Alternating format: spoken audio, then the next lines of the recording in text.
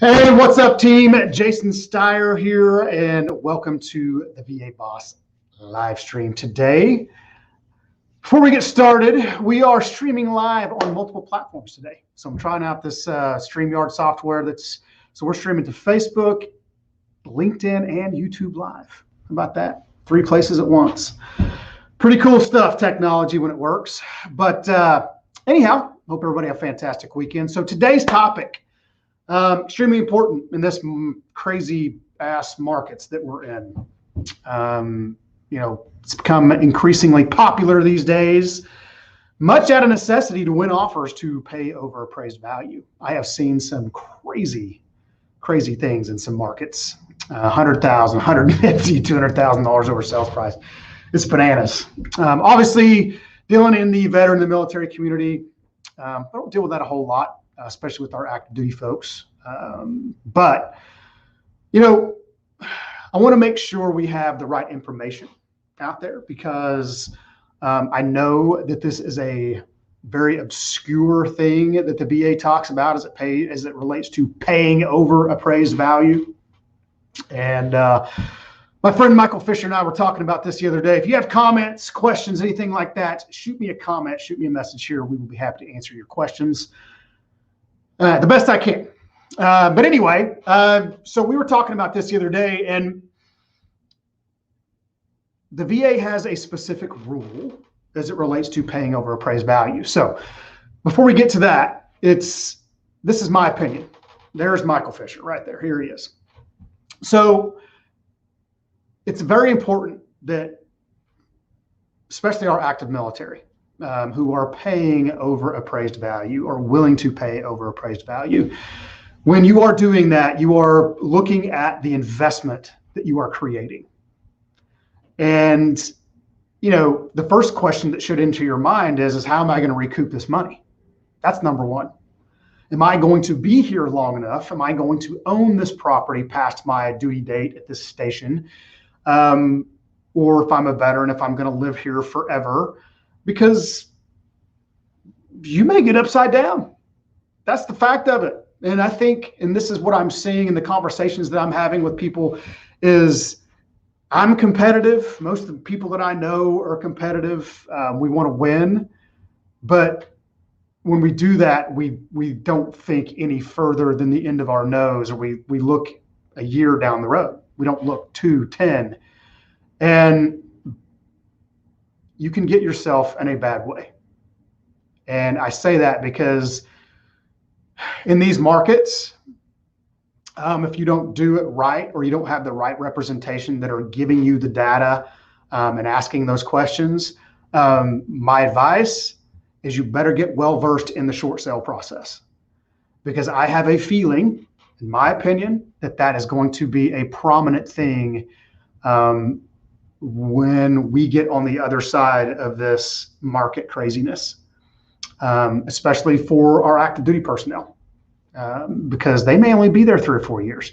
And if you're paying 15, 20 grand over list price, look, I get it if it's a have-to situation. If you don't have anywhere place to put your family or whatever that is, then look, I get it. So I'm not saying don't do it.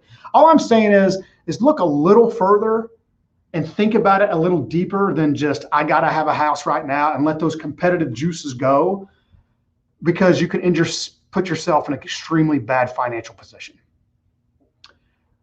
So, like I said, for my real estate agents that may be watching this, you may get well versed in the short sale process or the compromise process with the VA, because I have a feeling that some of that's going to be happening here in the near future.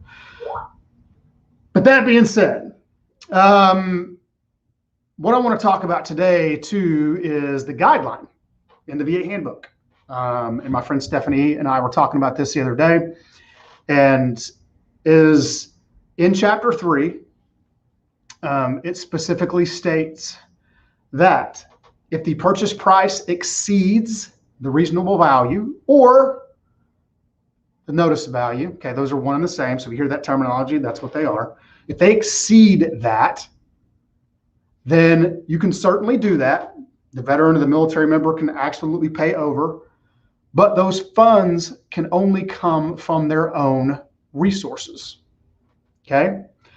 So let's define what their own resources is not. What their own resources is not is getting a gift from a family member, or using down payment assistance or bond money or those types of programs to cover that gap. Okay. The interesting part about that is I was reading some traffic in a group, a loan officer group of ours, and there were loan officers that were like, yeah, we do that. We've done that. We've used gift funds and all those things. Well, the fact of the matter is you may have done that. And the fact of the matter is it may have been allowed, right? But the guarantee is the issue, is that loan was not done correctly. The guarantee becomes the issue at that point. And I have worked at employers in years past that have screwed things up like that and screwed up the guarantee. And what happens is that bank now has a really expensive conventional loan.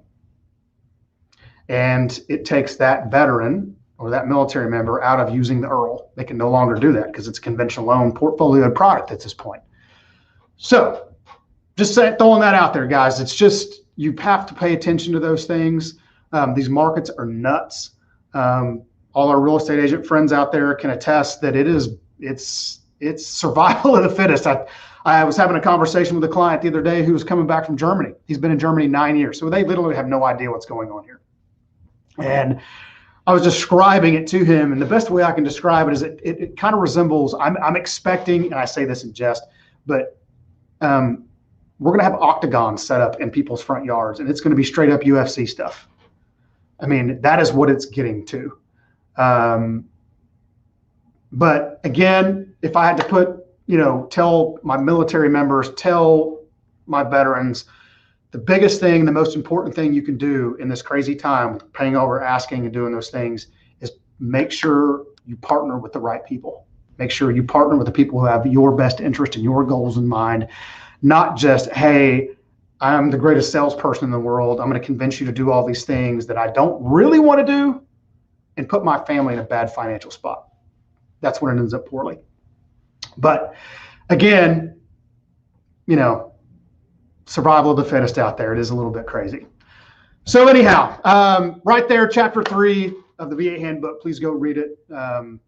Educate, share this video, and let everybody know what's going on, especially in these crazy times. We still have rules to follow. Okay. And that's one of them. So that's all I have for today, folks. Please do me a favor and go on to YouTube under VA_loan_boss. So VA Loan Boss. Give us a like, give us a subscribe, do that for me. Like this video. If you're on LinkedIn, do the same. Share it because there's a lot of good info out there. If anybody has any questions, please touch base with me. You can do that through these social platforms, and I will get back to you as soon as I can. Everybody take care. And remember, education is the key. The more we educate, the more we serve. Everybody have a great day.